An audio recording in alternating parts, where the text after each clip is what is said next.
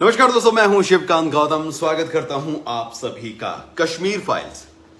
इस फिल्म को रिलीज हुए अब अरसा हो गया है, लेकिन इसकी कमाई जो है वो अभी भी जारी है, जबरदस्त तरीके से जारी है।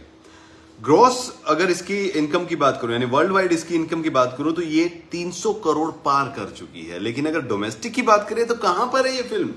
देखो, बच्चन पांडे जैसी मेगा बजट की, मेगा स्टार्स की फिल्म जो थी वो चौथे दिन ही औंधे मुंह गिर गई थी, लेकिन ये फिल्म 20वें दिन के बाद में भी लगातार कमाई करने में कामयाब होती हुई नजर आ रही है।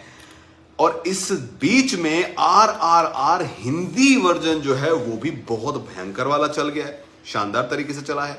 उससे पहले भी बैटमैन चल रही थी, गंगूबाई काठियावाड़ी चल रही थी, कई फिल्में थी, झुंड भी थी। लेकिन इन सब के बीच एक छोटे से बजट की फिल्म, या फिर यूं कहूं एक डॉक्यूमेंट्री जो है, कमाल कर गई भाई। द कश्मीर फाइल्स की धुआंधार कमाई अभी भी जारी है।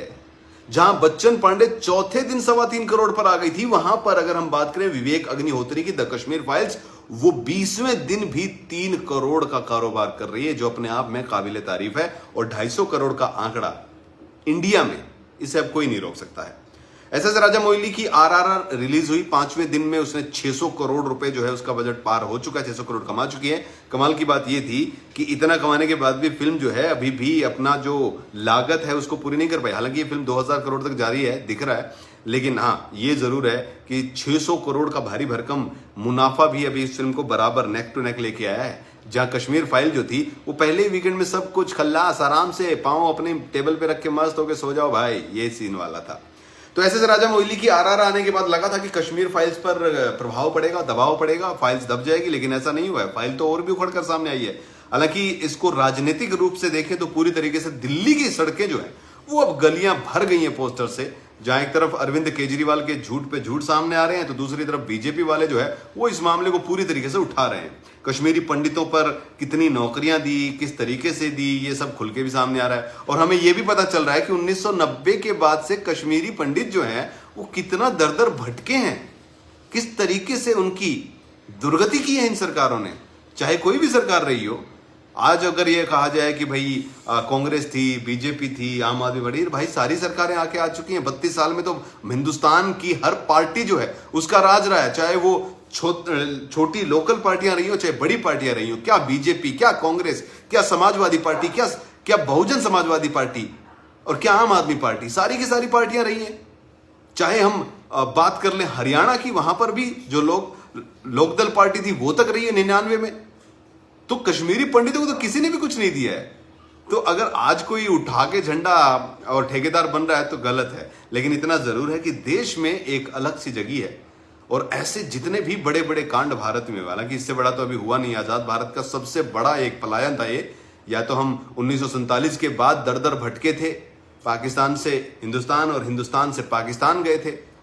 कुछ लोग जिंदा गए तो कुछ लोग ट्रेनों में कटी हुई लाशें बनकर गए थे।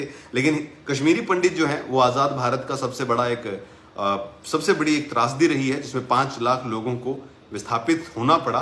और कमाल की बात यह, 32 साल बाद भी आज भी वो, चाहे गाजियाबाद चले जाओ रिफ्यूजी कहलाएंगे, करनाल चले जाओ वहां पे भी रिफ्यूजी हैं। और ये रिफ्यूजी वर्ड जो है इसके मायने हमें नहीं पता थे, मुझे खासकर, लेकिन इनको मैं जानता जरूर था, क्योंकि मेरे गांव में मुल्तान से कुछ आए थे पाकिस्तान के लोग। आज भी उन्हें रिफ्यूजी कहा जाता है, और मुझे पता नहीं था। मुझे शुरू में ये था कि ये कास्ट होती है, उस टाइम नहीं पता होता, लेकिन आज पता चला रिफ्यूजी का मतलब क्या है, और आज भी उनको रिफ्यूजी ही बोला जाता है। सोचिए, आजादी के इतने साल बीत चुके हैं और उसके बावजूद उनकी जो पीढ़ियां पाकिस्तान से चल के आई थी वो तो खत्म भी हो चुके हैं, मर चुके हैं, उनमें से कोई जिंदा नहीं है। लेकिन जो बच्चे आज हमारे साथ खेले थे, हम उन्हें आज भी रिफ्यूजी बोलते हैं।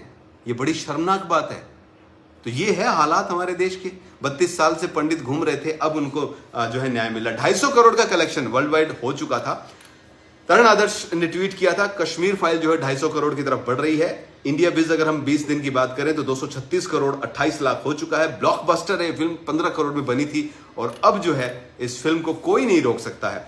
आपको बता दूं कि फ्राइडे को 4.5, सैटरडे को 7 करोड़ 60 लाख और संडे को 8 करोड़ 75 लाख की कमाई इस फिल्म की थी, जबकि मंडे को 3 करोड़ 10 लाख और मंगलवार को 2 करोड़ 75 लाख की इसकी कमाई रही है। कल का आंकड़ा भी यही है।